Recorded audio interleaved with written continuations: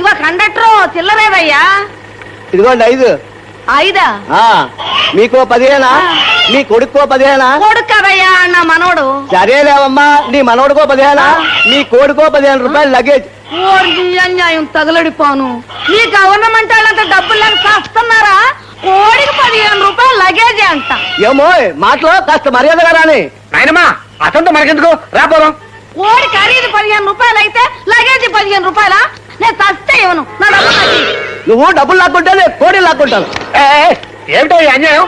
ఇచ్చే మా కోడిని. ఉంచుకోనిరా పాపం. అది గంగాణమ్మ మొక్కుబడి కోడి. బస్సు ఏ చెట్టుకో గుద్దుకుంటుంది. వాడేమో వాళ్ళు నా తల్లి గంగారమ్మ కూడా వద్దు తల్లి, నువ్వే తీసుకెళ్ళమ్మా. వద్దు తల్లి పొరపాటు అయిపోయింది. ఓసిని తిరిగితేటలు మండిపోను. ఆ గంగానమ్మని అడ్డం పెట్టి ఆయన బెదిరించి 15 రూపాయలు మిగిల్చేసావు కదే. నా తెలివితేటలు నేను మెచ్చుకుంటావులే గాని ఆ పార్థ సారథిని నమ్ముకుని ఈ ఊరొచ్చాం మనం. ముందు వాడు ఎక్కడున్నాడు చూడు. అలాగే ఇదిగో ఈ సామాన్ దింపు. ఇదిగో గుమ్మడికాయ.